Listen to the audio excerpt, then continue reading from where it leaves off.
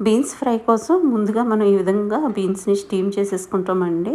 Beans head, tail cut చేసి ఈ విధంగా మనం కింద వాటర్ వేసుకొని పైన స్టీమ్ బౌల్‌లో బీన్స్ వేసుకొని ఇలా ఉడికే వరకు మనం స్టీమ్ చేసేసుకుంటే ఒక 5 నిమిషాల్లో ఉడికిపోతుందండి. ఇంక తర్వాత పాన్ పెట్టేసుకొని దాంట్లో ఓ టీ స్పూన్ ఆయిల్ వేసుకున్నాము. ఒక 7, 8 కచ్చపచ్చ దంచుకున్న వెల్లుల్లి, ఓ టీ స్పూన్ జీలకర్ర, అదేవిధంగా ఓ టీ స్పూన్ మినపప్పు వేసుకున్నాము. ఒక 3-4 ఎండుమిర్చి ముక్కలు, కొంచెం కరివేపాకు వేసుకొని చక్కగా దీన్ని ఫ్రై అవ్వనిస్తామనమాట. ఫ్రై అవుతూ ఉండగా కలర్ మారి మంచి అరోమా వస్తున్నప్పుడు మనం దీంట్లో ఒక టీ స్పూన్ పసుపు యాడ్ చేసేసుకుంటామండి.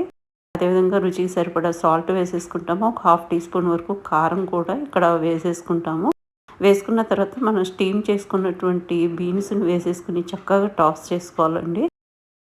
టాస్ చేసుకుంటూ మనం 2-3 నిమిషాల పాటు ఫ్రై అవ్వనిస్తామనమాట. ఎంత బావుంటుందో చెప్పలేనండి. పైపెచ్చు చాలా ఫైబర్ రిచ్ అనమాట. మనకి చాలా టేస్టీగా ఉంటుంది. వైట్ రైస్‌లో